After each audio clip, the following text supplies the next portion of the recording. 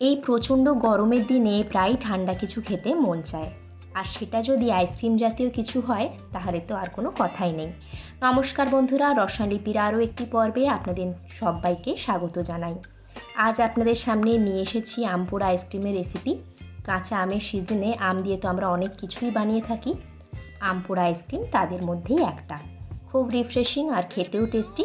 তাহলে চলুন দেখে নেওয়া যাক আমার আজকের রেসিপি।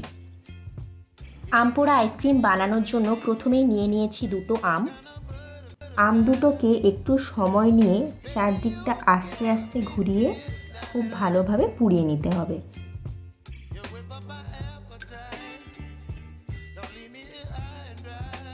7 থেকে 8 মিনিট পর আমটা খুব ভালোভাবে পোড়ানো হয়ে গেছে।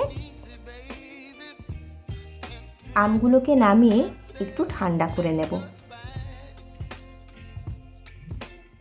ততক্ষণ দুটো কাঁচা লঙ্কাও পুড়িয়ে নিচ্ছি।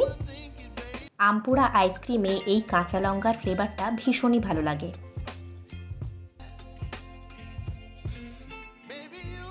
এরপর খুব সাবধানে আমের খোসাগুলো ছাড়িয়ে নিতে হবে।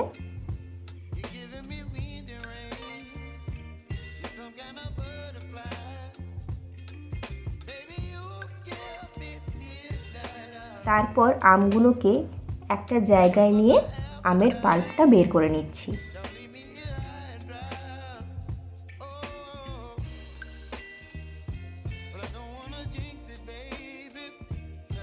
এরপর একটা মিক্সিতে আমের পাল্পটা দিয়ে দিচ্ছি।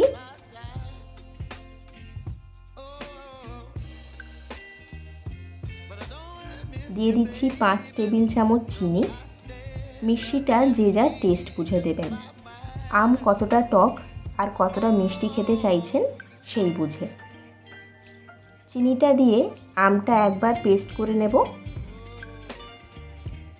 এরপর এর মধ্যে দিয়ে দিচ্ছি পোড়া লঙ্কাগুলো, দিয়ে দিচ্ছি 1 টেবিল চামচ বিট নুন, 1 টেবিল চামচ ভাজা জিরের গুঁড়ো, 1 টেবিল চামচ চাট মশলা, দিয়ে দিচ্ছি কিছু পুদিনা পাতা।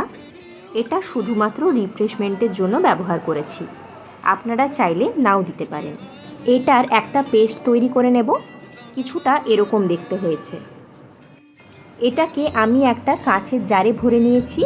এটা আপনারা আরামসে 10 থেকে 15 দিন ফ্রিজে রেখে ইউজ করতে পারবেন।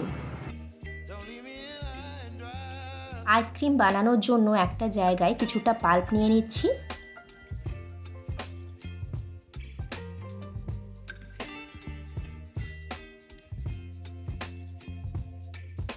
দিয়ে দিচ্ছি পরিমাণ মতো জল। জল দিয়ে একবার ভালো করে মিক্স করে নেব।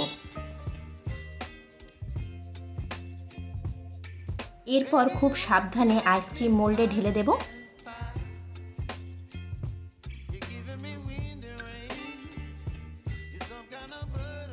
তারপর মোল্ডের মুখগুলো ভালো করে বন্ধ করে দেব। তারপর 5 থেকে 6 ঘন্টা ডিপ ফ্রিজে সেট হতে দেব। 5 থেকে 6 ঘন্টা পর আপনাদের দেখাচ্ছি। দেখুন খুব ভালোভাবে সেট হয়ে গেছে, আর খেতেও খুব ভালো হয়েছিল। বাড়িতে অবশ্যই বানিয়ে খেয়ে দেখবেন। আমার আজকের রেসিপিটা আপনাদের ভালো লাগলে লাইক করবেন, কমেন্ট করবেন, শেয়ার করবেন।